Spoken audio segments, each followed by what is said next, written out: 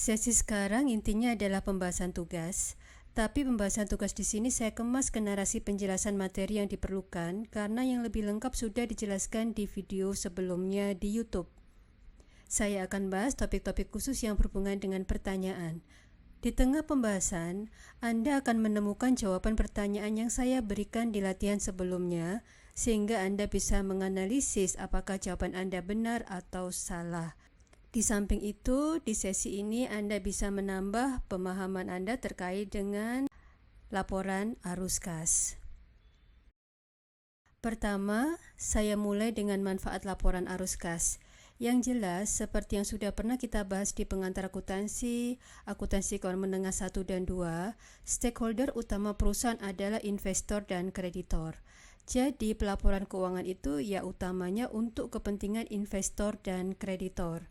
Sehingga dengan laporan arus kas, maka investor dan kreditor dapat mengetahui kemampuan perusahaan untuk mendapatkan aliran kas masuk di masa depan. Tanpa laporan arus kas, investor dan kreditor itu bisa menganalisis aspek lainnya tapi tidak yang dalam bentuk kasnya berapa. Contoh, investor dan kreditor bisa melihat tingkat likuiditas perusahaan dan laba perusahaan. Tapi investor dan kreditor tidak bisa mengetahui bagaimana kinerja perusahaan dalam menghasilkan kas. Walaupun memang terlihat di akun kas di laporan posisi keuangan, tapi di sana tidak terlihat aktivitas kas itu untuk apa saja. Ketika investor dan kreditor bisa mengetahui aktivitas kas, maka lebih mudah untuk melakukan prediksi kemampuan perusahaan di masa depan terkait dengan kasnya. Kemudian, manfaat kedua adalah terutama bagi investor potensial dan investor saat ini untuk dapat mengetahui kemampuan perusahaan dalam bayar dividen dalam bentuk kas. Di samping itu, laporan arus kas juga digunakan untuk mengetahui kemampuan perusahaan membayar kewajibannya seperti pembayaran gaji karyawan, pembayaran bunga, pembayaran hutang. Selanjutnya, manfaat laporan arus kas adalah untuk menunjukkan alasan perbedaan nilai net income dengan jumlah kas dalam kegiatan operasional. Kita sudah bisa menghitung net income atau laba bersih. Berarti kita sangat paham bahwa laba bersih itu sangat accrual basis. Laba 100 juta belum tentu kasnya 100 juta.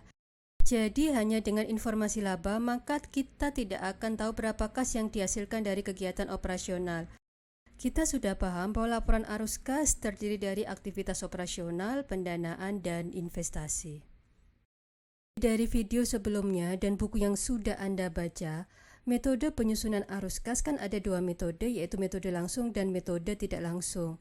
Perbedaan kedua metode itu ada di aktivitas operasional. Aktivitas pendanaan dan aktivitas investasi sama untuk metode langsung dan metode tidak langsung. Perbedaannya di aktivitas operasional, di mana di metode tidak langsung dimulai dengan net income atau laba bersih. Di metode langsung ya sama halnya dengan investasi dan pendanaan, cukup menulis cash inflow dan cash outflow. Kenapa kok di kegiatan operasional dimulai dengan net income sedangkan aktivitas pendanaan dan aktivitas investasi tidak dimulai dengan net income? Ya jawabannya yang sudah saya bahas di slide-slide sebelumnya. Laporan laba rugi itu menghasilkan net income. Net income mengandung beberapa komponen. Pertama, net income mengandung transaksi non-kas karena laporan laba rugi kan berbasis accrual, sedangkan laporan arus kas itu berbasis kas. Jadi harus ada penyesuaian untuk mengetahui berapa sebenarnya dari total laba bersih itu yang berupa kas. Kemudian kedua, net income mengandung komponen laba dari kegiatan operasional dan non-operasional di mana di dalamnya ada laba atau rugi dari kegiatan investasi dan pendanaan. Jadi kita harus membuat net income itu benar-benar menggambarkan aktivitas operasional dan kas basis. Dari paparan saya sebelumnya, kita jadi paham kenapa ada penyesuaian di net income untuk metode tidak langsung. Contohnya di transaksi account receivable atau piutang dagang atau piutang usaha. Jumlah piutang naik. Jika jumlah piutang naik, tapi itu merupakan penurunan di laporan arus kas. Kita tahu piutang muncul itu dari aktivitas operasional perusahaan. Munculnya kita jurnal account receivable pada sales untuk penjualan secara kredit, contoh senilai 1 juta rupiah. Account receivable kita laporkan di laporan posisi keuangan sebesar 1 juta. Sales kita laporkan di laporan laba rugi sebesar 1 juta. Sales sebesar 1 juta ini kan menambah net income. Padahal 1 juta itu bukan dalam bentuk kas, karena waktu kita menjurnal itu harus berbasis accrual. Jadi net income mengandung 1 juta yang bukan kas. Oleh karena itu kita harus keluarkan dari cash flow, sehingga ini yang menyebabkan piutang harus kita kurangkan dari arus kas. Itu tadi kan contoh piutang muncul. Sekarang bagaimana jika piutang berkurang atau kita menerima pelunasan piutang? Ketika kita menerima pelunasan piutang, kan jurnalnya adalah kas pada account receivable. Anggap dilunasi total sebesar 1 juta. Nah, kedua akun ini kan tidak dilaporkan di laba rugi. Jika tidak dilaporkan di laba rugi, maka tidak mempengaruhi net income. Ya, perlakuan akuntansi itu sudah benar. Tapi sekarang kan kita menyusun laporan arus kas yang berbasis kas, bukan accrual basis. Jadi kita harus melaporkan berapa kas yang masuk dari kegiatan operasional. Transaksi pelunasan itu kan berarti ada kas masuk dari kegiatan operasional. Jadi penurunan jumlah piutang yang menandakan adanya arus kas masuk. Oleh karena itu kita harus tambahkan di penyesuaian net income untuk aktivitas operasional.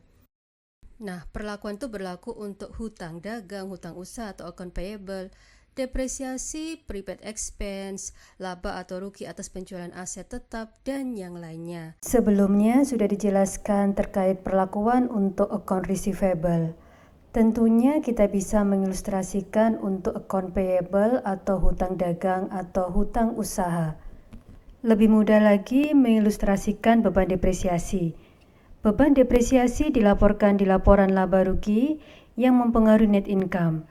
Dilaporkan di sana karena berawal dari jurnal depresiasi, yaitu beban depresiasi pada akumulasi depresiasi. Kita paham, jurnal ini tidak ada unsur kas, tidak ada kas masuk, tidak ada kas keluar. Ya karena memang kita menerapkan accrual basis. Kita mengakui beban di periode terjadinya, tidak peduli kita menerima atau mengeluarkan uang.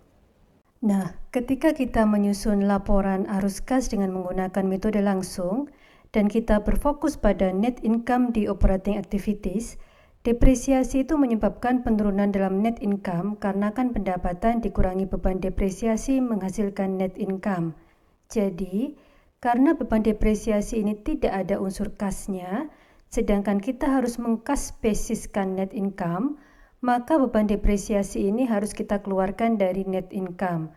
Dengan kata lain, adanya beban depresiasi atau kenaikan beban depresiasi harus kita tambahkan dari net income. Contoh, jurnal asalnya kan beban depresiasi pada akumulasi depresiasi sebesar $10.000. Di laporan laba rugi, beban depresiasi ini menjadi pengurang yaitu revenue dikurangi beban depresiasi $10.000 sehingga menghasilkan net income. Ini memang accrual basis. Karena sekarang kita membuat laporan arus kas yang harus cash basis, kita mengcash basiskan net income, di mana yang tidak wujud kas kita keluarkan entah itu kas masuk atau kas keluar. Karena depresiasi ini yang accrual basis sudah menjadi pengurang di mana seharusnya tidak diakui jika cash basis, maka beban depresiasi ini harus kita tambahkan ke net income. Oleh sebab itu, beban depresiasi menambah net income di laporan arus kas metode tidak langsung. Itulah sebabnya, jika kita fokus di laporan posisi keuangan, kenaikan akumulasi depresiasi di sana menyebabkan penambahan net income karena adanya beban depresiasi. Sampai di sini kita paham logika metode tidak langsung. Dari beberapa contoh yang sudah dijelaskan tadi, kita bisa melogikakan transaksi-transaksi lainnya yang memengaruhi laporan arus kas dengan menggunakan metode tidak langsung.